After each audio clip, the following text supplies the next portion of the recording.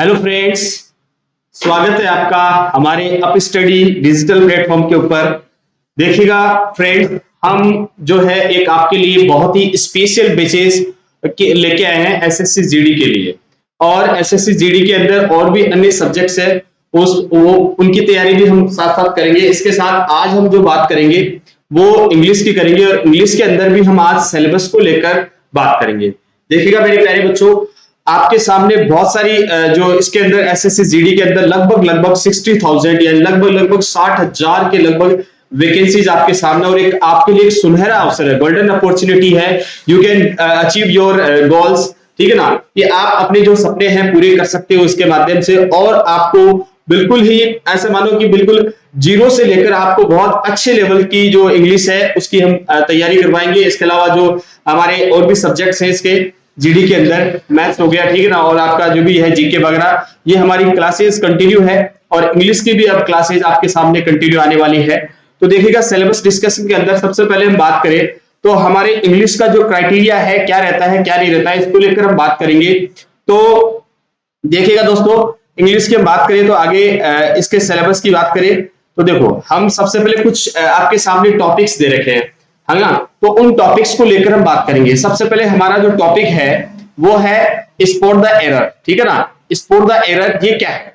Spot the error जो है इसका मतलब है कि इसके अंदर बहुत ग्रामर जो है, ग्रामर का बहुत सारे ऐसे पार्ट्स हैं जो इसके अंदर आते हैं। जैसे मान लो नाउन हो गया, ठीक है ना, यदि नाउन हो गया उस नाउन को लेकर हम इसमें बात करेंगे, ठीक है ना। प्रोनाउन हो गया, है ना, जो भी है बहुत सारे ऐसे टॉपिक्स हैं। ग्रामर मतलब जिसको हम बोलते हैं ग्रामर, और ग्रामर के अंदर जैसे मान लो 3-4 टॉपिक तो इसके अंदर दे रखे हैं, जैसे एक्टिव पैसिव हो गया, मतलब ये डायरेक्ट इनडायरेक्ट हो गया, ठीक है ना। ये तो क्या है, ये तो अलग आ गए। इनके अलावा जैसे मान लो पार्ट्स ऑफ स्पीच हो गया, तो पार्ट्स ऑफ स्पीच के जो टॉपिक है इसमें आपसे उनका स्पॉटिंग द एरर पूछा जाता है, यानी गलती हमें फाइंड करनी होती है। एक सेंटेंस दिया गया होता है, उसमें से हमें गलती फाइंड करनी होती है।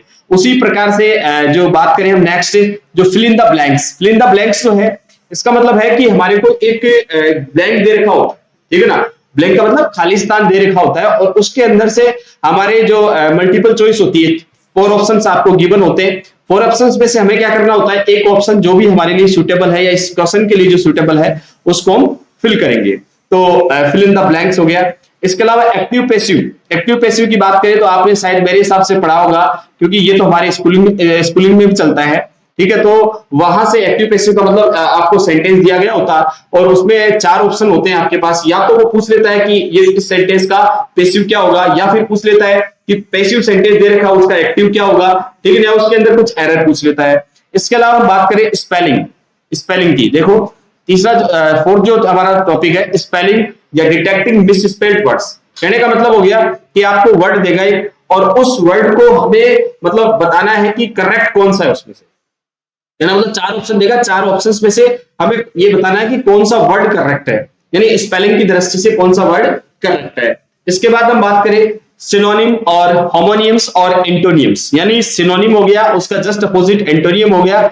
और होमोनियम्स का मतलब क्या होता है? होमोनियम्स का मतलब होता है कि कुछ सिनोनिम वर्ड्स होते हैं उनसे मिलते जुलते, जिसका मीनिंग अलग अलग होता है, ठीक है ना, उसको लेकर हम बात करेंगे। तो हमारा ये हो गया सिनोनिम वाला और एंटोनियम वाला, और इसके क्वेश्चंस है 4 to 5 क्वेश्चंस इसके हमारे एग्जाम में मिलते हैं। और इसके बाद आता है नेक्स्ट हमारा इडियम और फ्रेजेस। इसका मतलब मुहावरे और कहावत वगैरह आपने सुना होगा, ठीक है ना, वो इंग्लिश के अंदर आते हैं।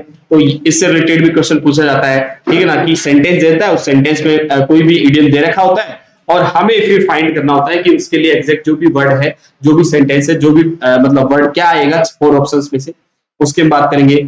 इसके बाद हम बात करेंगे वन वर्ड की, ठीक है। वन वर्ड जानते हो आप, यानी पूरा सेंटेंस दे देता है और फिर उसके लिए एक वर्ड यूज फाइंड करना होता है। जैसे मान लो हमने देखा, ठीक है ना, a person who teaches the students, यानी एक पर्सन जो स्टूडेंट्स को पढ़ाता है तो टीचर होता है, कहने का मतलब वन वर्ड, ऐसे कुछ। इसके बाद हम बात करेंगे इंप्रूवमेंट सेंटेंस, सेंटेंस का इंप्रूवमेंट, कहने का मतलब हमें सेंटेंस दिया जाएगा और उसमें से हमें क्या करना है, सेंटेंस को इंप्रूव करना है। कहने का मतलब 4 ऑप्शंस में से हमें फाइंड करना है कि कौन सा ऑप्शन करेक्ट है। इसके बाद हम बात करेंगे डायरेक्ट और इनडायरेक्ट, इससे एक क्वेश्चन आने के चांस है, ठीक है ना, एक या 2, लास्ट 2 तो नहीं आएंगे लेकिन एक ही पैसिव से। इसके बाद हम बात करेंगे सबसे इंपॉर्टेंट जो हमारे लिए क्लॉज टेस्ट है। क्लोज टेस्ट में देखो फ्रेंड्स, यहाँ पर हमारे सामने 5 क्वेश्चंस होते हैं, और ये क्लोज टेस्ट जो है ना थोड़ा सा इसकी हम बात करें तो ये वोकेब के ऊपर भी डिपेंड करता है।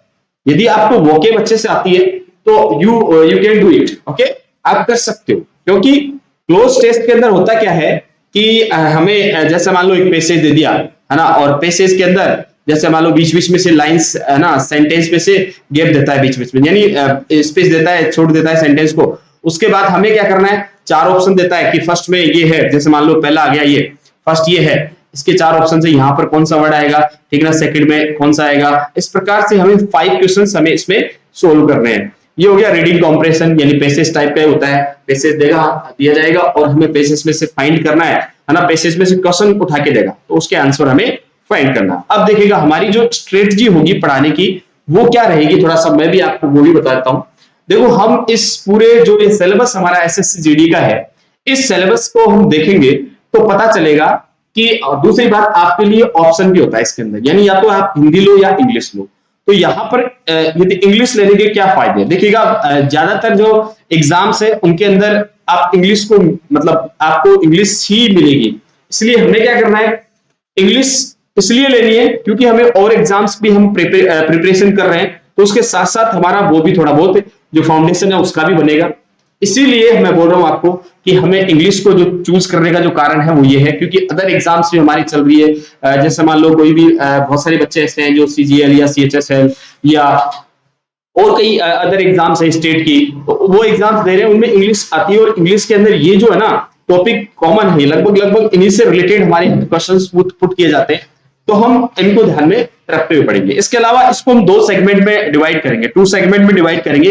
एक तो हमारा होगा ग्रामर का पार्ट, ठीक है ना, और ग्रामर के पार्ट के साथ साथ ही हमारा जो होगा वोकेब का पार्ट, ठीक है ना, कि वोकेब क्या होगी, ठीक है ना, वोकेब इंपोर्टेंट है। कोई भी एग्जाम होगी इंग्लिश से रिलेटेड भी आप कोई एग्जाम दे रहे हो, इंग्लिश जिसमें सिलेबस है, इंग्लिश सिलेबस में है, वो एग्जाम यदि आप दे रहे हो तो वोकेब इंपोर्टेंट है, मोर इंपोर्टेंट है आपके लिए। और वोकेब ऐसे नहीं बच्चों वाली सी वोकेब, ठीक है ना, आपने जो पढ़ा था पहले वो नहीं है वोकेब, वोकेब का लेवल जो है थोड़ा हाई है, तो इसको हमें पढ़ना पड़ेगा, इसके लिए भी हमें क्लासेस लगानी पड़ेगी तभी आप कर पाओगे। तो इसलिए देखिएगा दोस्तों हम बात करेंगे इसके ऊपर, वोकेब के ऊपर भी, और वोकेब के लिए अलग से सेशन होगा हमारा। जैसे मान लो हमने आज हमने बात की, जैसे मान लो ग्रामर की बात की, तो उसके साथ साथ ही है ना, कहने का मतलब कुछ टॉपिक या कुछ जो है वोकेब का पार्ट भी लेके चलेंगे, जिसके अंदर हमारे रूट वर्ड्स हो जाएंगे। रूट वर्ड्स से रिलेटेड भी बहुत सारे क्वेश्चंस ऐसे हैं जो मतलब पूछे जाते हैं, ठीक है। तो अब बात करेंगे हम इसकी। इसके बाद देखिएगा और जो ग्रामर के अंदर है, ग्रामर के अंदर रूट वर्ड हो गए, ठीक है ना, फ्रेजल वर्ब्स वगैरह, इडियम्स वगैरह, ये जो है इसके अंदर पूछे जाएंगे। तो देखिएगा दोस्तों हम बात करेंगे, और हमारी जो क्लासेज हैं रेगुलर होगी। अब देखिएगा नेक्स्ट देखो,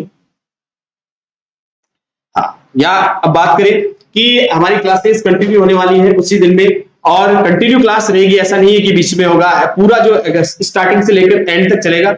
और हमारे चैनल को आप ज्यादा से ज्यादा सब्सक्राइब कीजिएगा और अपने फ्रेंड्स को भी शेयर कीजिएगा, क्योंकि फ्री ऑफ कॉस्ट आपको ये इतना कुछ दे रहे हैं, तो इसका मतलब हमें भी आपका बनता है हमें भी कुछ देने का। तो बस आपसे आप इस हमारे चैनल को शेयर कीजिएगा और ज्यादा से ज्यादा सब्सक्राइब कीजिएगा। Thank you, thank you.